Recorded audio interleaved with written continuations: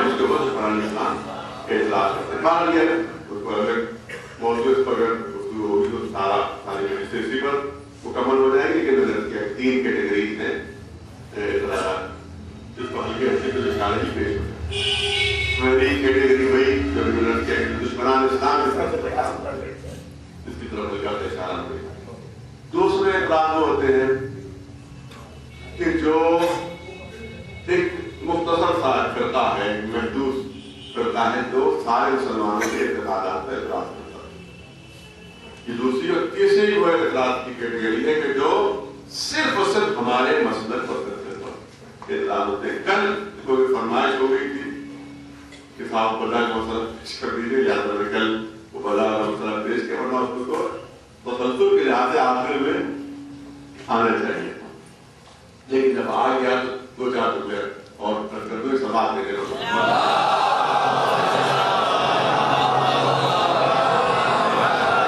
مکمل ہو جائے بات نہ مکمل ہے. بدا کا مسئلہ کل میرے ساتھ آپ کے سامنے پیش کیا کہ بدا اعتراض کیا جاتا ہے ہمارے فرقے پر, ہمارے مسئلے پر کہ یہ بدا کے ساتھ. بدا کے معنی میں نے کیا آپ کے سامنے کہ قدرت کوئی فیصلہ کرے, اس کے بعد وہ فیصلے کو اپنے تبدیل کر, اور اس کے بعد یہ اس میں بات پیش کی جائے کہ صاحب جو کہ اس کو معاملہ اللہ کو بعد میں اپنی غلطی کا احساس اور وہ اپنے فیصلے بدلتا رہتا ہے. یہ یا کرتا اس بات کا پائے. تو میں نے آج شامل کتنے قرآن مجید سے مثالیں پیش کی کہ قدرت نے اپنے فیصلے, خود قرآن گواہی دے رہا ہے کہ قدرت نے اپنے فیصلے بدلے, مگر جو فیصلے بدلے ہیں اس میں یہ نہیں کہ معاذ اللہ اس کو پہلے علم نہیں تھا, اس کی وجہ سے مجبوراً اس کو معاذ اللہ فیصلہ بعد میں بدلنا پڑا. نہیں, اس کو علم تھا مگر مصلحتاً پہلے ایک خود ہوا, پھر کسی مصلحت کے تحت اس وقت میں تبدیلی آئی.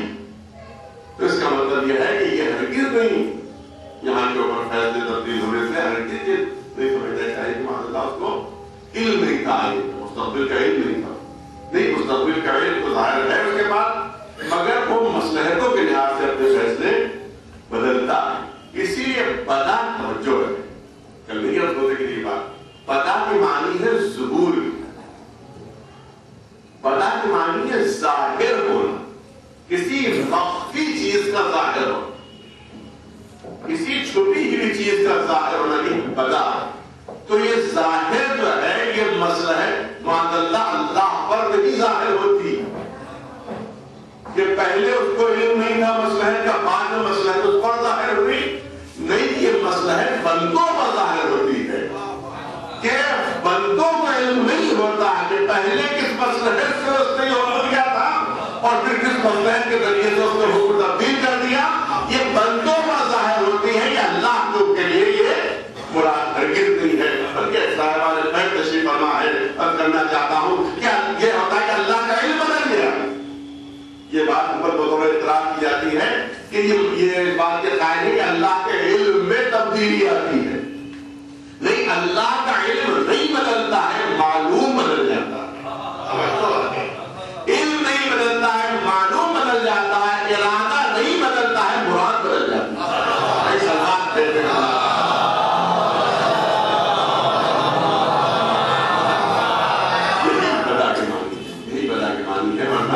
قرآن مجید میں کتنی مثال ہے.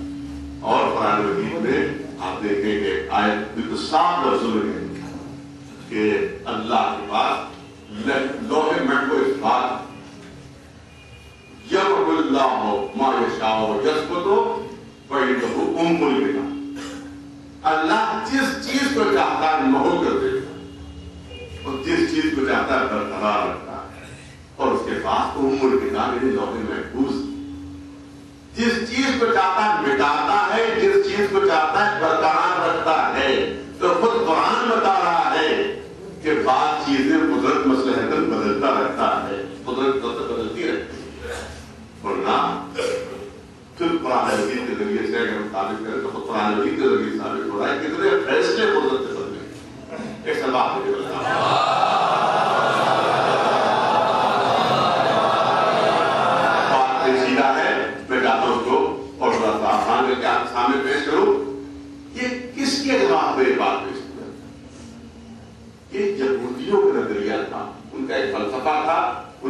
فلسفہ یہ تھا کہ اللہ جتنے فیصلے کر چکا وہ کر چکا، اور جو کچھ وہ لکھ چکا وہ لکھ چکا، لہذا اب کسی چیز میں تبدیلی نہیں آ سکتی. اس نے جو ازل سے لوح محفوظ میں لکھ دیا ہے اب اس میں کوئی چینج نہیں ہو سکتا. اسی لیے انہوں نے کہا کہ ید اللہ مغلولۃ، اللہ کے ہاتھ بندھے ہوئے ہیں. یہ یہودی کہہ رہے ہیں کہ اللہ کے ہاتھ بندھے ہوئے، کا مطلب یہ ہے کہ اس نے جو لکھ دیا وہ لکھ دیا، اب اس میں وہ خود بھی کوئی تبدیلی نہیں کر سکتا. اس کا مطلب ہے جو کام اس نے کر دیے وہ کر دیے، لہذا اب اس کا اپنا کوئی کام باقی نہیں رہا، وہ معاملہ بیکار بیٹھا ہوا کیونکہ سارے فیصلے وہ کر چکا. تو اس کے جواب میں بڑی سخت آیت نازل ہوئی تھی اور اس میں اعلان ہوا کہ ان کے ہاتھ بندھے ہوئے ہیں، یہودیوں کے ہاتھ بندھے ہوئے ہیں، وَيَدُ اللَّهِ مَبْسُوطَةً، اور اللہ کے ہاتھ کھلے ہوئے ہیں، وَيَنفَعُ مَا يَشَاءُ، وہ جس کو جتنا چاہتا ہے عطا کرتا رہتا ہے. اس کا مطلب یہ ہے کہ یہ یہودیوں کے نظریے کے خلاف یہ بات قدرت نے پیش کی قرآن مجید میں بھی کہ دراصل کیونکہ یہودیوں کا فلسفہ تھا کہ اللہ کچھ نہیں کر سکتا، جو فیصلے وہ کر چکا وہ کر چکا، لہذا اس میں کوئی تبدیلی نہیں آ سکتی.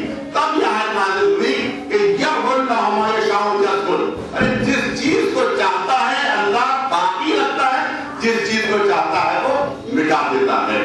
اسی لیے علامہ فخر الدین رازی نے اس آیت کی تفسیر میں لکھا کہ اگر ہم یہ مان لیں، جو ہے ہم یہ مان لیں کہ سارے فیصلے ہو چکے اب کوئی تبدیلی نہیں، تو لوگ دنیا میں اتنے مصروف ہو جائیں گے کہ اللہ کو بھول جائیں گے.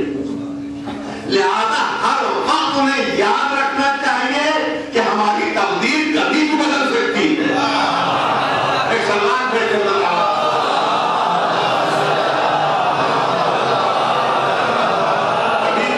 دعاؤں کے ذریعے سے بدل جاتی ہے، کبھی تقدیر صدقے کی وجہ سے بدل جاتی ہے، کبھی تقدیر توبہ کی وجہ سے بدل جاتی ہے. ورنہ اگر ہم یہ مان لیں کہ جو کچھ لکھ گیا وہ لکھ گیا،